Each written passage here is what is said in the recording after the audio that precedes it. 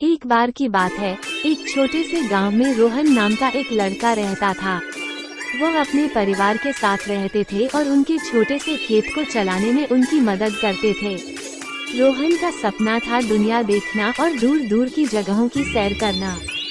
हालांकि गांव में परिवहन का एकमात्र साधन बैलगाड़ी थी, जो उन्हें केवल कुछ मील दूर ले जा सकती थी। रोहन के पिता ने अपने बेटे की यात्रा करने की इच्छा पर ध्यान दिया और रोहन के लिए साइकिल खरीदने के लिए पर्याप्त पैसे बचाने का फैसला किया। परिवार के लिए यह एक बड़ा कदम था, क्योंकि इसका मतलब था कि रोहन अब और तेजी से यात्रा कर सकता था। रोहन बहुत खुश था और उसने हर खाली पल आसपास के गांवों और कस्बों की खोज में बिताया। साल बीतते गए और रोहन बड़ा होकर जवान हो गया। उन्होंने गांव छोड़कर काम की तलाश में शहर जाने का फैसला किया। उसने मोटरसाइकिल खरीदने के लिए पर्याप्त धन जमा किया, जिससे उसे और भी अधिक जमीन को कवर करने की अनुमति मिली। रोहन अब पूरे देश में यात्रा करने में सक्षम था, नई संस्कृतियों का अनुभव कर रहा था और नए लोगों से मिल रहा था। एक दिन रोहन को एक फ्लाइट स्कूल का विज्ञापन दिखा। वह हमेशा हवाई जहाज से मोहित था और उसने नामांकन करने का फैसला किया। उन्होंने कड़ी मेहनत की और अपनी कक्षा के शीर्ष पर स्नातक हुए।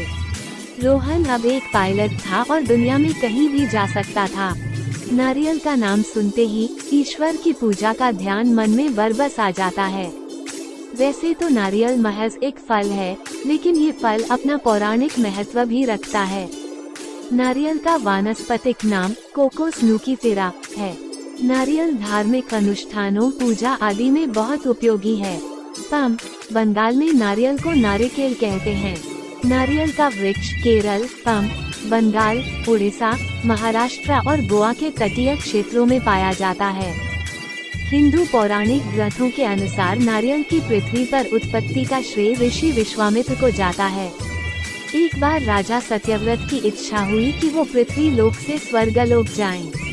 स्वर्गलोक की सुंदरता के बारे में वो अपने कवियों और ग्रंथों में काफी कुछ सुन और पढ़ चुके थे, लेकिन वहां कैसे पहुंचा जाए उन्हें मालूम नहीं था।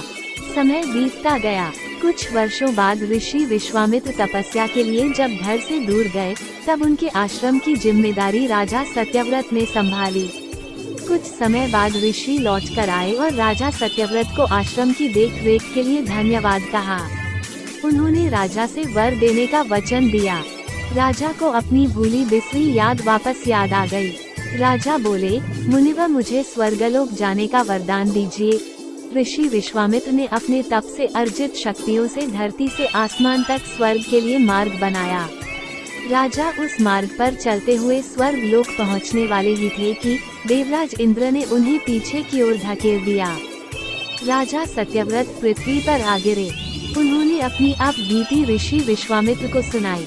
ऋषि यह सुनकर क्रोधित हो गए। वह स्वर्ग लोक पहुँचे, वहाँ स्वर्ग के राजाओं से मिले और आपसी सहमति से दूसरे स्वर्ग लोक के निर्माण करने का आदेश देकर वो धरती पर लौट आए। इस तरह की कहानी सुनने के लिए आप हमारे किड्स कार्टून चैनल को सब्सक्राइब करें और सबसे पहले देखने के लिए बेल आइकन को दबाएं। धन्यवाद।